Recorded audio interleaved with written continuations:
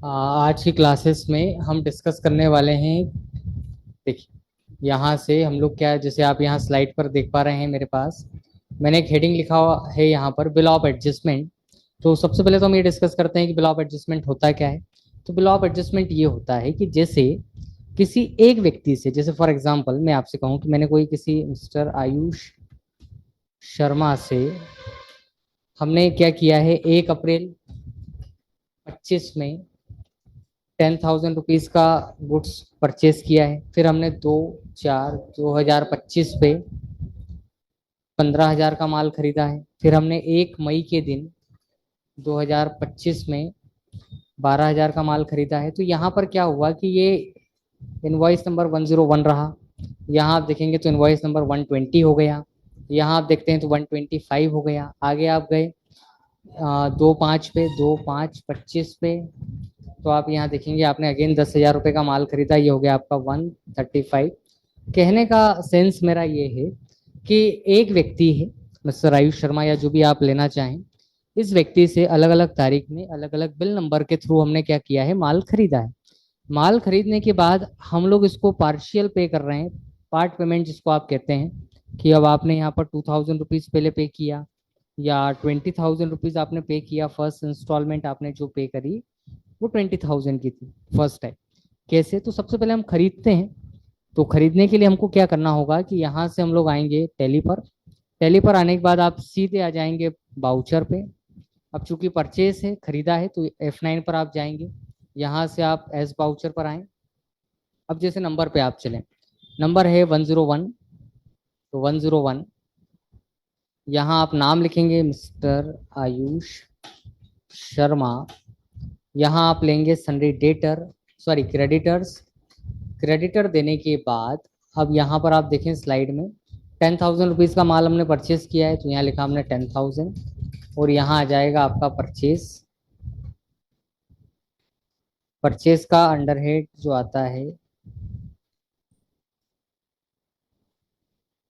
Purchase का अंडरहेड यहाँ हम लिखेंगे परचेस अकाउंट। एक्सेप्ट करेंगे इसको आप। ये आपकी 1 तारीख की एंट्री है, जिसे आप यहाँ देखेंगे 1 अप्रैल 25। यहाँ लिखा हुआ है 1 अप्रैल 25। डेट आ गई 1 अप्रैल 25, 101 इनवॉइस नंबर, ये इनवॉइस नंबर हो गया। और आपने 10,000 का माल खरीदा, ये हो गया। सेकेंड, 2 अप्रैल के दिन आपने 15,000 का माल खरीदा, बिल नंबर होगा 120। तो यहाँ आप देख रहे हैं मेरे पास 1 अप्रैल है, तो मैं यहाँ से F2 करता हूँ। यहाँ लिखूंगा 2 अप्रैल। यहाँ आप लिखेंगे 120। सेम नेम है आयुष शर्मा। कितना है? तो आपने लिखा 15,000 रुपये। और यहाँ पर हमारे पास आएगा परचेस, देन एक्सेप्ट। ये हुआ। थर्ड, आप देख रहे हैं 1 मई का ट्रांजेक्शन है हम लोगों के पास। 12,000 रुपये का माल है, बिल नंबर 125। तो 125 चेंज करना है इसको, तो F2। 1/5 आयुष शर्मा। कितने का गुड आपने परचेस करा है? 12,000। यहाँ आ जाएगा परचेस, इसको एक्सेप्ट करते हैं। एक्सेप्ट करने के बाद एक लास्ट बिल है हमारे पास 2 तारीख का, बिल नंबर 135। तो यहाँ F2, 2 तारीख 135 आयुष शर्मा। कितना है? 10,000 रुपये। 10,000 लिखने के बाद आप यहाँ लिखते हैं परचेस। अब चूंकि यहाँ क्या हुआ कि हमने इस व्यक्ति से टुकड़े में माल खरीदा, तो कई, अब यहाँ 2 टॉपिक मैं आपको समझाता हूँ। पहला टॉपिक, यदि आपको लेजर स्टेटमेंट देखना है, भाई किस व्यक्ति ने कब कब हमारे यहाँ से माल खरीदा, कब कब पेमेंट किया, ये यदि आपको देखना है तो आपको क्या करना होगा, इसके से बाहर आप आएंगे। बाहर आने के बाद आप यहाँ आते हैं डिस्प्ले मोर रिपोर्ट्स पर। डिस्प्ले मोर रिपोर्ट्स पर जब आप आते हैं तो यहाँ पर एक ऑप्शन आप देख रहे हैं, अकाउंट्स बुक लिखा है आपके पास। अकाउंट्स बुक पर जब आप जाते हैं तो यहाँ पर आप देख पा रहे हैं एक ऑप्शन लिखा है हमारे पास लेजर। तो लेजर पर आपको जाना है आयुष शर्मा पर। इस पर गए आप। इस पर जाने के बाद हम लोग क्या करते हैं कि यहाँ पर आप देखेंगे कि ये जो टाइम फ्रेम है 1 अप्रैल से 2 अप्रैल के बीच का है। आपको टाइम चेंज करना है तो आप ये देखेंगे F2 पर क्या लिखा है, पीरियड लिखा है। पीरियड पर आप जाओ, 1/4/2025 से 2/5/25। तो आप देखेंगे चारों एंट्री आपके सामने रिफ्लेक्ट होने लगी। अब आपने 1 अप्रैल को माल खरीदा, 2 अप्रैल को खरीदा, 1 मई को और 2 मई को। अब हम इसका पेमेंट करते हैं। तो पेमेंट करने में क्या होता है कि जब आपने टुकड़े में माल खरीदा, तो अब आप पेमेंट जब करेंगे तो आप सीधे F5 पर जाएंगे। आयुष शर्मा लिखा आपने। अब जैसे मैंने आपसे यहाँ कहा था कि मैं पहला पेमेंट करूंगा, फर्स्ट इंस्टॉलमेंट करूंगा 20,000 का, तो मैं यहाँ लिखता हूँ 20,000। और अब आप ध्यान से देखें, यही मुझे बताना है। 20,000 लिखकर जब आप एंटर करते हैं तो ये हमारी लैंग्वेज में, जैसे मैंने यहाँ हेडिंग लिखा हुआ है बिल ऑफ एडजस्टमेंट, बिल का एडजस्टमेंट है। व्यापारी की लैंग्वेज में इसको कहा जाता है क्या, तो व्यापारी की लैंग्वेज में ये कहलाता है कलम।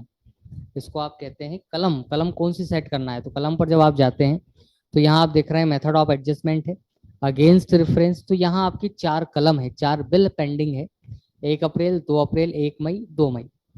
तो जैसे मेरे पास 20,000 रुपीज है, तो मैं एक बिल 10,000 का सेटल कर लेता हूँ। एक बिल में सेटल कर लेता हूँ कौन सा, ये जिसमें 15,000 रुपये हैं, इसमें हम 10,000 रुपये जमा कर लेते हैं। सेव करेंगे आप इसको। अब अगली बार जब आप गए तो अब आपने पेमेंट करा, जैसे फॉर एग्जांपल 7,000 रुपये का, तो आपने यहाँ लिखा 7,000 रुपये। जब आप एंटर करेंगे तो आप देखेंगे कि पहले पहले इंटरफेस में, पहली एंट्री में 4 बिल आपको शो हो रहे थे, अब आपके पास 3 बिल है। इस बिल में आपने 15,000 का माल खरीदा था, तो इसको हम क्लोज कर देते हैं और 2,000 इसमें जमा कर लेते हैं, 12,000 वाली में, फिर कैश करा आपने। जब आप तीसरी बार पेमेंट करेंगे तो अब आपने लिखा, जैसे अब आपके पास 15,000 रुपये हैं, तो आप देखेंगे कि पहले 4 बिल थे, फिर 3 बिल हो गए, अब 2 बिल हो गए। अब यहाँ आप देखेंगे तो दूसरे बिल में 5,000 सेट कर लेते हैं। जब आप फिर पेमेंट करेंगे, लास्ट टाइम आपने कहा कि भाई 5,000 रुपये, तो केवल एक बिल शो होगा 2 मई का, बिल नंबर 135। तो ये इस तरीके से हम क्या करते हैं, मेथड ऑफ एडजस्टमेंट का यूज करते हैं।